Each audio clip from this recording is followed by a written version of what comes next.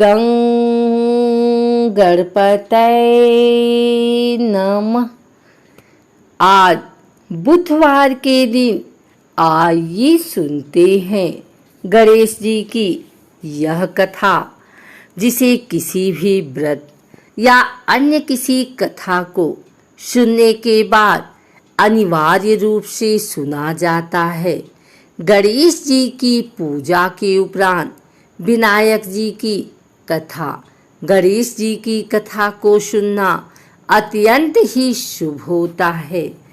एक बार गणेश जी महाराज एक सेठ जी के खेत में से जा रहे थे, तो उन्होंने 12 दाने अनाज के तोड़ लिए। फिर गणेश जी के मन में पछतावा हुआ कि मैंने तो सेठ जी के यहाँ चोरी कर ली। तो गणेश जी सेठ जी के 12 साल की नौकरी करने लग गए। एक दिन सेठानी राख से हाथ धोने लगी, तो गणेश जी ने सेठानी का हाथ पकड़कर मिट्टी से हाथ धुला दिया। सेठानी सेठ जी से बोली कि ऐसा क्या नौकर रखा है, नौकर होकर उसने मेरा हाथ पकड़ लिया। सेठ जी ने गणेश को बुलाकर पूछा कि तुमने सेठानी का हाथ क्यों पकड़ा? तो गणेश जी ने बोला कि मैंने तो एक सीख की बात बताई है। राख से हाथ धोने से घर की लक्ष्मी नाराज होकर घर से चली जाती हैं और मिट्टी से हाथ धोने से आती हैं। सेठ जी ने सोचा कि गणेश है तो सच्चा। थोड़े दिन बाद कुंभ का मेला आया। सेठ जी ने कहा, गणेश सेठानी को कुंभ के मेले में स्नान करा कर ले आओ। सेठानी किनारे पर बैठकर नहा रही थी, तो गणेश जी उनका हाथ पकड़कर आगे डुबकी लगवा लाए। घर आकर सेठानी ने सेठ से कहा कि गणेश ने तो मेरी इज्जत ही नहीं रखी और इतने सारे आदमियों के बीच में मुझे घसीटकर आगे पानी में ले गए। तब सेठ जी ने गणेश जी को पूछा कि ऐसा क्यों किया? तो गणेश जी ने कहा कि सेठानी किनारे बैठकर गंदे पानी से नहा रही थी, तो मैं आगे अच्छे पानी में डुबकी लगवाकर ले आया हूँ।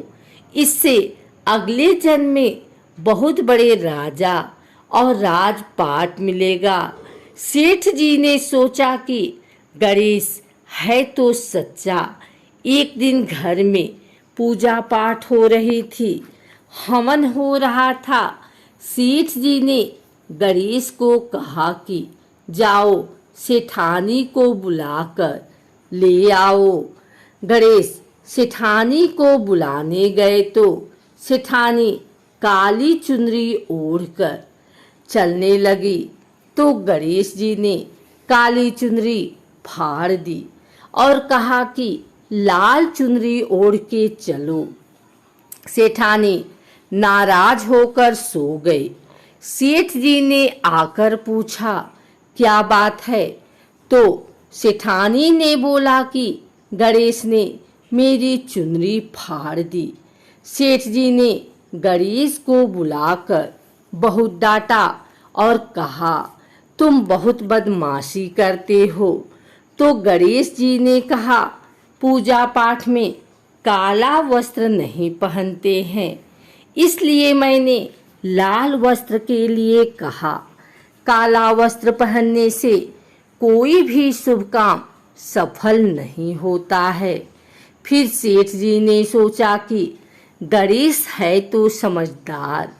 एक दिन सेठ जी पूजा करने लगे, तो पंडित जी ने बोला कि ओ गणेश जी की मूर्ति लाना भूल गया, अब क्या करें? तो गणेश जी ने बोला कि मेरे को ही मूर्ति बनाकर विराजमान कर लो, आपके सारे काम सफल हो जाएंगे। यह बात सुनकर सेठ जी को भी बहुत गुस्सा आया और वो बोले कि तुम तो अब तक सेठानी से ही मजाक करते थे, मेरे से भी करने लग गए। तो गणेश जी ने कहा, मैं मजाक नहीं कर रहा हूँ, मैं सच कह रहा हूँ। इतने में ही गणेश ने गणेश जी का रूप धारण कर लिया और सेठ तथा सेठानी ने ही गणेश जी की पूजा की। पूजा खत्म होते ही गणेश जी अंतर ध्यान हो गए। सेठ सेठानी को बहुत धोखा हुआ और उन्होंने कहा कि हमारे पास तो गणेश जी रहते थे और हमने उनसे इतना काम कराया।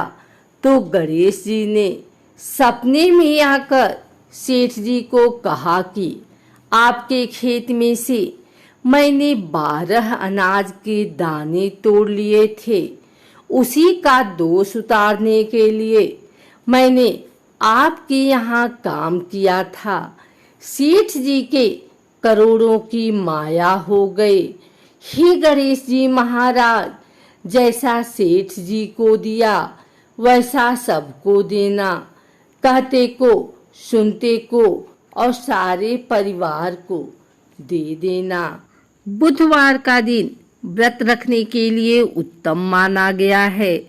इस दिन बुधदेव के साथ भगवान गणेश की पूजा की जाती है। मान्यता के अनुसार बुधवार के दिन व्रत रखने से जीवन मंगलमय हो जाता है। ऐसा कहा जाता है कि इस दिन व्रत रखने से बुद्धि में वृद्धि होती है। पौराणिक मान्यता के मुताबिक बुधवार के व्रत की शुरुआत विशाखा नक्षत्र बुधवार से होनी चाहिए।